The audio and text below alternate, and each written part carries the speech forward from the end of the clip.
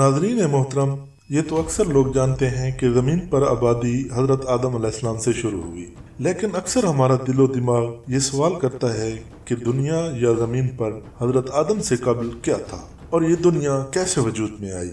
और इस जैसे बहुत से सवालात हमें सोचने पर मजबूर कर देते हैं। तो आइए इस्लामी नुक्ता निगाह से इस सवाल का जवाब ढूंढने की कोशिश करते हैं। अगर आप हमारे चैनल पर नए हैं तो आपसे रिक्वेस्ट है कि इस तरह की मजीद मालूमाती वीडियोस के लिए हमारे चैनल को सब्सक्राइब करें और साथ बने बेल के आइकन को क्लिक करें ताकि हमारी तमाम आने वाली वीडियोस की नोटिफिकेशन आप तक पहुंच सकें। बिलाशुबा आसमानों और ज़मीन की पैदाइश में रात और दिन के हेर फेर और पैहम एक दूसरे के बाद आने जाने में, इन कश्तियों और जहाज़ों में जो इंसान के फायदे की चीज़ें लेकर समंदरों में चलती फिरती हैं, बारिश के पानी में जिसे अल्लाह आसमान से बरसाता है, फिर उससे मुर्दा ज़मीन को ज़िंदगी बख्शता है और ज़मीन में हर किस्म की जानदार मखलूक को फैलाता है। हवाओं की गर्दिश में, इन बादलों में जो आसमान और ज़मीन के दरमियान ताबे बनाकर रखे गए हैं, बेशुमार निशानियां हैं उन लोगों के लिए जो अकल से काम लेते हैं और गौर व फिक्र करते हैं। इस आयत में अल्लाह ताला ने अपनी जिन निशानियों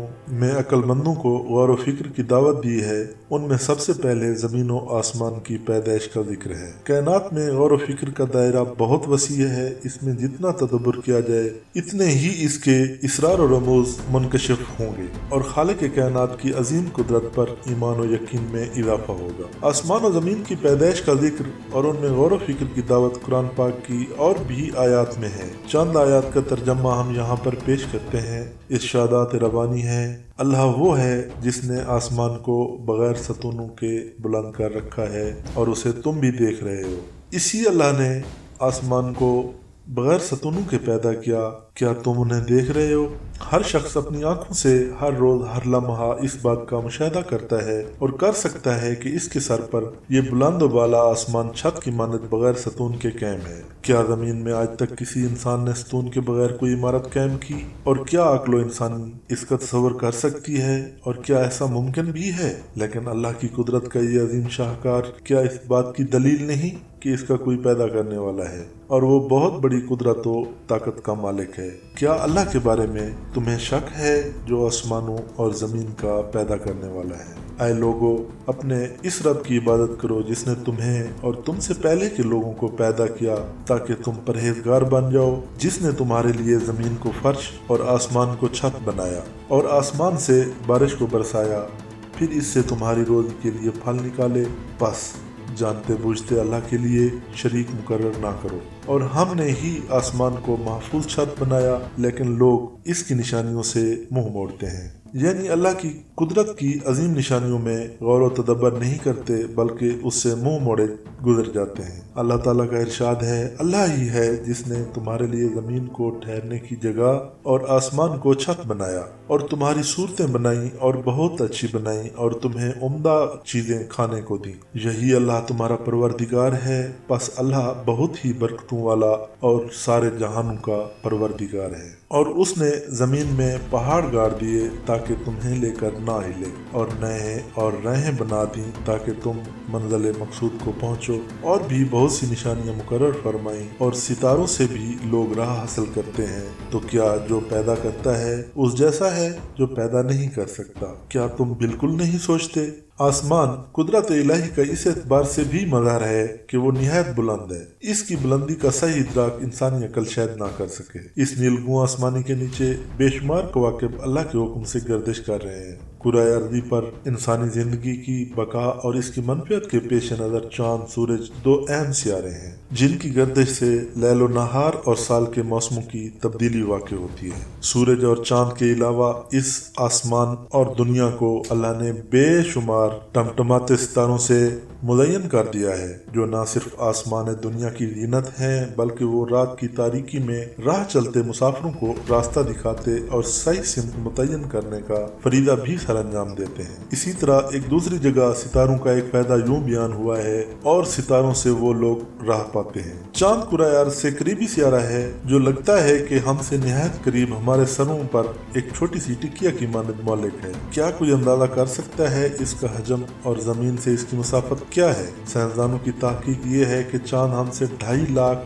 میل سے کم دور نہیں۔ اس طرح اس وسیع و عریض زمین سے چاند کے حجم کا موازنہ کیا جائے تو زمین سے 50 گنا بڑا ہے۔ سورج کے بارے میں سائنسدان کہتے ہیں کہ وہ کرۂ ارض سے 13 لاکھ گنا بڑا اور زمین سے تقریباً 1496 ملین کلومیٹر دور ہے، اور سورج ہی کی طرح بلکہ اس سے کئی گنا بڑے اور سورج سے بے انتہا بلندی پر بے شمار ستارے اللہ کے حکم سے اپنے اپنے مدار پر گردش کر رہے ہیں۔ افق پر ٹمٹمانے والے ستارے اربوں خربوں کی تعداد میں ہیں۔ علم فلکیات کے ایک ماہر کا کہنا ہے کہ دنیا کے تمام ساحل پر ریت کی جتنی کنکریاں ہیں اس سے زیادہ آسمان کی بلندی پر ستاروں کی تعداد ہے، اور اس کے بعد کوئی اندازہ لگائے آخر یہ آسمان کتنی بلندی پر ہے۔ کیا یہ انسان کے لیے سزاوار ہے کہ آسمان اور زمین کی اس عظیم بادشاہت والے کو چھوڑ کر کسی اور کے آگے سرنگوں ہو؟ آسمان اور زمین کی تخلیق کے مقابلے میں حقیر پانی کی بوند سے پیدا ہونے والے انسان کی کیا حیثیت؟ اللہ تعالیٰ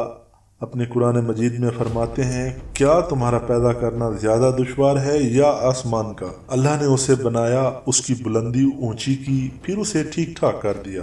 اس کی رات کو تاریک بنایا، اس کے دن کو نکالا، اور اس کے بعد زمین کو ہموار بچھا دیا۔ اس میں سے پانی اور چارہ نکالا اور پہاڑوں کو مضبوط گاڑ دیا۔ یہ سب تمہارے اور تمہارے جانوروں کے لیے فائدہ ہے۔ زمین و آسمان کی پیدائش میں غور و فکر کی دعوت جگہ جگہ قرآن پاک میں دی گئی، اور اسے قدرت کی عظیم نشانیوں میں شمار کیا گیا ہے۔ کہیں اس کی بلندی اور وسعت و پھیلاؤ کو بیان کیا گیا تو کہیں زمین و آسمان کے درمیان فضائے بسیط میں موجود چاند، سورج اور اس کی گردش سے رات اور دن کی تبدیلی، نیز رات کی تاریکی اور دن کی روشنی، اور اس کی حکمتوں کی طرف اشارہ کر کے خالق کائنات کی عظمت پر یقین اور اس کی وحدانیت پر ایمان لانے کی راہ ہموار کی گئی۔ آفاق میں پھیلی ہوئی نشانیوں میں غور و فکر کی دعوت دیتے ہوئے بعض ایسے حقائق بھی قرآن نے بیان کیے۔ آج صدیاں گزرنے کے بعد سائنسی علوم کی ترقی کے دور میں نئی نئی تحقیقات اور انکشافات کے نتیجے میں ماہرین قرآن کے بیان کردہ حقائق تسلیم کرنے اور ان کی صداقت ماننے پر مجبور ہو گئے۔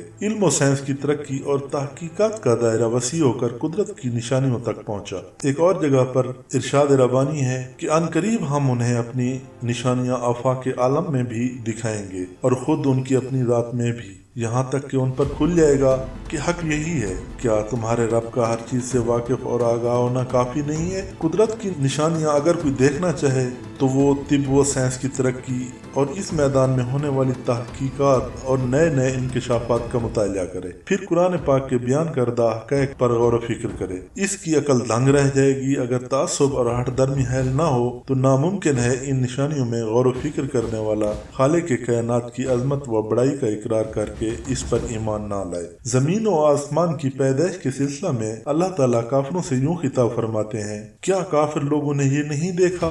آسمان و زمین باہم ملے جلے تھے، پھر ہم نے انہیں جدا کیا، اور ہر زندہ چیز کو ہم نے پانی سے بنایا۔ کیا یہ لوگ پھر بھی ایمان نہیں لاتے؟ یہ حقیقت اپنی جگہ مسلم ہے کہ خالق کائنات نے بنی نو انسان کے فائدے کے لیے زمین و آسمان کے دہانے کھول دیے، اوپر سے بارش برسائی اور زمین سے غلہ اگایا۔ اگر یہ منہ بند ہی رہیں تو کرۂ ارض پر انسانوں کی زندگی اور بقا ناممکن ہو جائے گی۔ لیکن دوسری طرف سائنسی تحقیقات نے بھی یہ بات ثابت کی ہے، اور ماہرین فلکیات یہ اعتراف کرتے ہیں کہ ابتدا میں زمین آسمانوں میں موجود سیاروں میں کسی سیارے کا ہی جز تھی جو بعد میں اس سے جدا ہوئی۔ عام انسانی عقل شاید اس کا تصور نہ کر سکے کہ زمین و آسمان کا جز یا آسمان کے نیچے فضا میں موجود سیارے باہم ملے جلے تھے، لیکن علم تحقیقات کی روشنی میں فلکیات کے ماہرین سب اس پر متفق اور قرآن کی بیان کردہ حقیقت کا اعتراف کرنے پر مجبور نظر آتے ہیں۔ یہ بات بھی عجیب ہے کہ اس آیت میں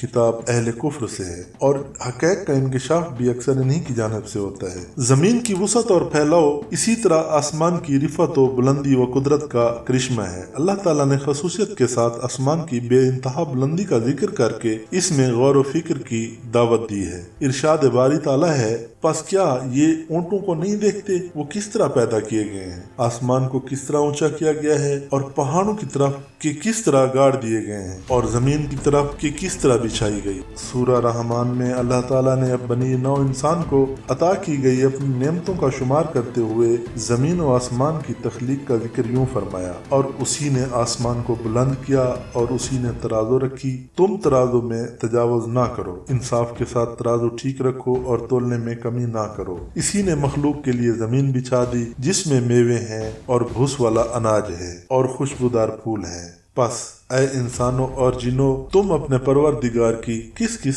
نعمت کو جھٹلاؤ گے؟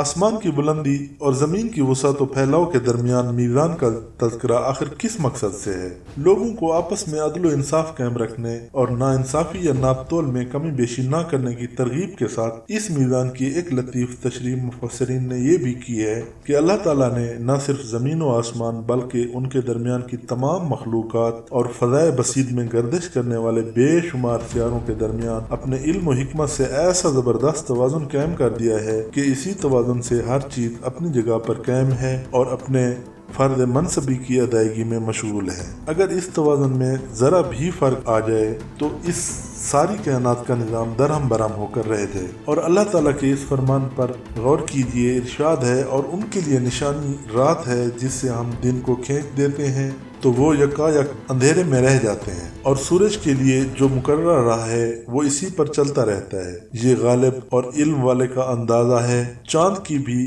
ہم نے منزلیں مقرر کر رکھی ہیں، یہاں تک کہ وہ لوٹ کر اپنی پرانی ٹہنی کی طرح ہو جاتا ہے۔ نہ آفتاب کی مجال ہے کہ چاند کو پکڑے، نہ رات دن پر آگے بڑھ جانے والی ہے، سب کے سب آسمان پر اپنے اپنے مدار میں تیرتے پھرتے ہیں۔ سورہ حامیم آیت نمبر 9-12 میں بھی 6 دنوں میں زمین و آسمان اور ان کے درمیان کی مخلوقات کے پیدا کیے جانے کا ذکر کرنے کے بعد آخر میں اللہ تعالیٰ نے ارشاد فرمایا، یہ زبردست غالب اور علم والے کا مقرر کردہ انداز ہے۔ آج علم فلکیات کے ماہرین بھی اپنی تحقیقات کی روشنی میں اس حقیقت کا اعتراف کرنے پر مجبور ہوئے کہ عالم افلاک جس حکیمانہ و مدبرانہ توازن سے مربوط ہے، اگر اس میں تھوڑی سی بھی اونچ نیچ ہو جائے تو اس کرۂ ارض پر انسان بلکہ کسی بھی جاندار کی بقا ناممکن ہو جائے۔ ایک حدیث میں زمین و آسمان کے درمیان کی مسافت بلکہ ہر آسمان سے دوسرے آسمان کے درمیان کی مسافت، اسی طرح ہر آسمان اور زمین کی موٹائی 500 سال کی مسافت کے برابر قرار دی گئی ہے۔ یعنی 500 سال میں جو مسافت طے کی جا سکتی ہے، اتنا فاصلہ زمین و آسمان کے درمیان ہے۔ منزل مقصود تک پہنچنے کا وقت رفتار کی کمی بیشی کے سبب مختلف ہوتا ہے۔ اللہ ہی بہتر جانتا ہے یہ کس رفتار سے 500 سال کی مسافت مراد ہے، اور سال بھی کون سے سال مراد ہے، دنیا کے سال یا آخرت کی تکوین کے سال، جہاں کا ایک دن دنیا کے 1000 اور 500,000 سال کے برابر ہے۔ اس حیرت انگیز کائنات کے خالق کو چھوڑ کر